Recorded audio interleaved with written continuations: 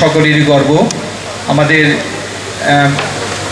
বীর মুক্তিযোদ্ধা রেলপথ মন্ত্রণালয়ের মাননীয় মন্ত্রী জনাব জিল্লুর হাকিম এমপি উপস্থিত আছেন, আমাদের এমপি ভাবি উপস্থিত আছেন, আমাদের পুলিশ সুপার মহোদয় উপস্থিত আপনার জেলা পরিষদের চেয়ারম্যান মহোদয় এবং উপস্থিত আছেন আমাদের ডিসি সাহেবের প্রতিনিধি ডিসি সাহেব সার্বিক এবং চেম্বার অফ কমার্সের সকল সম্মানিত পরিচালকবৃন্দ, চেম্বার অফ কমার্সের সকল নেতৃবৃন্দ এবং সামনে বসে আছেন আমাদের রাজবাড়ির সম্মানিত সুধীবৃন্দ, সাংবাদিক ভাইরা, সকলের প্রতি আন্তরিক শুভেচ্ছা জানাচ্ছি।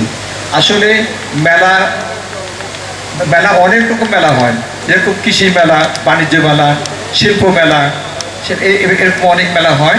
এখানে আসলে রাজবাড়ি কিন্তু বিনোদনের তেমন কোনো ব্যবস্থা নাই, যদিও আজকে মেলা উদ্বোধন হচ্ছে, কারণ একটার পর একটা আপনারা সকলে জানেন যে করোনাকালীন সময়ে এখানে কিছু হয়, দীর্ঘদিন কোনো কিছু হয় নাই। এরপরে রমজান মাস গেছে, সময়টা একটু হয়ে গেছে, মানে গরমের মধ্যে তারা আল্লাহর অশেষ সহমত আজকে যেদিন মেলা উদ্বোধন হচ্ছে, আল্লাহ বোধহয় আমার তাপমাত্রা একটু কমেছে বলে বিশ্বাস করি, একটু কম লাগতেছে। এবং বিশেষ করে এই মেলার সম্পূর্ণ আইন শৃঙ্খলা নির্ভর করবে আমাদের পুলিশ সুপার মহোদয়, উনি দেখভাল করবেন।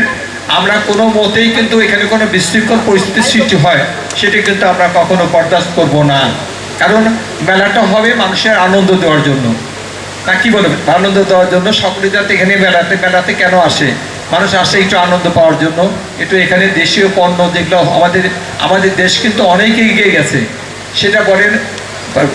আমরা বিভিন্ন জিনিস বাংলাদেশে রপ্তানি করছি, কারণ আমাদের এখানে কাপড় চোপড়, যেটা আমরা একটা উদাহরণ দিই, একটা বেডশিট কেনার জন্য ইন্ডিয়াতে গেলেই প্রথমে আমরা একটা বেডশিট কিনতাম, বোম্বে ডাই কিনতাম। এখন কিন্তু বোম্বে ডাই কোনো বেডশিট আমরা কিনি না, কারণ বাংলাদেশের বেডশিট কাপড় এত সুন্দর, এত সস্তা, ইন্ডিয়া গেলে কেনা লাগে না। যে জিনিসটাকে 2 টাকা কেনা লাগে, হয়তো শাড়ি টাড়ি কিনি, শাড়ির দিক দিয়েও কিন্তু বাংলাদেশ অনেক এগিয়ে গেছে। মানে সব দিক দিয়ে যে কথা বলেছে আমাদের জেলা পরিষদ চেয়ারম্যান, যে স্মার্ট বাংলাদেশ গড়ার জন্য জননেত্রী শেখ হাসিনা যে চেষ্টা করছেন, আমরা কিন্তু সেদিক দিয়ে অনেক এগিয়ে গেছি।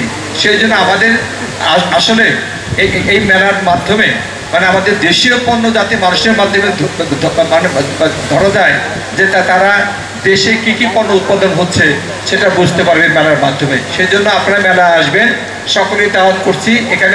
এখানে কিন্তু প্রতিদিনই সুন্দর গান বাজনা হবে, ভালো ভালো শিল্পীরা আসবে। এই মেলার বৈশিষ্ট্য, এবার কোনো সার্কাস নাই, এখানে সকলে আসবেন, স্টল ঘুরবেন, গান বাজনা শুনবেন, সেজন্য প্রত্যেকে দাওয়াত দিয়ে দিচ্ছি। আর সকলেই আমরা যাতে এই মেলার পরিবেশ যাতে ভালো থাকে সেদিকে আমরা খেয়াল রাখবো। এবং এখানে যারা দর্শকবৃন্দ আছেন, সবচেয়ে বড় কথা কি, আমাদের জিল্লুর হাকিম সাহেব রেলমন্ত্রী হয়েছেন, আমরা অত্যন্ত খুশি, কারণ রাজবাড়ী রেলের শহর, কারণ সম্পূর্ণ জায়গা কিন্তু রেলের। সেই জন্য দীর্ঘদিন যাবৎ আমাদের প্রত্যাশা, রাজবাড়ী একটা অডিটোরিয়াম নাই, আমরা আজাদি ময়দানে, আমি মাননীয় 2 জন রেলমন্ত্রী ছিল, 2 জনকে আমি কিন্তু এখানে এনেছিলাম। মাননীয় প্রধানমন্ত্রী বললেন রাজবাড়িতে বড় ধরনের ওয়ার্কশপ হবে, তুমি আর এখানে কিছু করো না। পরবর্তীতে যখন এখানে জরিপ করলো, জরিপের মাধ্যমে কিন্তু ওই আজাদি ময়দানে পড়ে নাই, সেহেতু সুযোগ যেহেতু আছে, মানে আমাদের প্রত্যাশা, কারণ আমিও এমপি অনেকবার হয়েছি, জিল্লু ভাইও অনেকবার এমপি, আল্লাহ প্রায় অশেষ সম্মত রেলমন্ত্রী হয়েছেন। সেই জন্য ওই আজাদি ময়দানে যাতে পুরাতন অডিটোরিয়াম ভেঙে এস্টিমেট টোটালি করা আছে, কমপ্লিট করা, নকশা এভরিথিং সব করা, এইটা যদি উনি করে দেন, আমাদের রাজবাড়ি পরিপূর্ণতা একটা অডিটোরিয়ামের মধ্যে। কারণ আমারই শিক্ষক শঙ্করচন্দ্র সিনহা দেখা হলে বলে, কেরামত তুমি এতদিন এমপি হয়েছো, একটা অডিটোরিয়াম করতে পারলে না। আমাদের তো জায়গার অভাব, সত্যিকার অর্থে জায়গার অভাবের কারণে আমরা করতে পারিনি।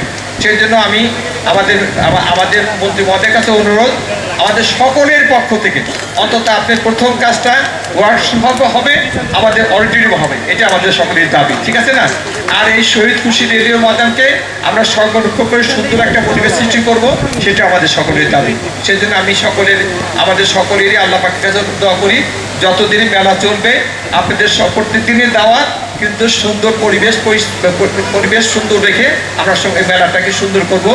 সকলেরই সুস্বাস্থ্য ভালো কামনা করে, এবং রাজবাড়ির অসমাপ্ত যে কাজগুলি আছে উন্নয়নের জন্য, আমরা দুজন মাননীয় মন্ত্রী জিল্লুর হাকিম সাহেব, আমি, আমার ভাই কাজী রাউত আলী, আমরা সকলে মিলে আমার দলের নেতৃবৃন্দ সহ আমরা সকলে চেষ্টা করে এবং প্রশাসনিক কর্মকর্তা সহ সকলে মিলে আমরা অসমস্ত কাজগুলি সমাপনের চেষ্টা করবো ইনশাল্লাহ। সকলকে ধন্যবাদ।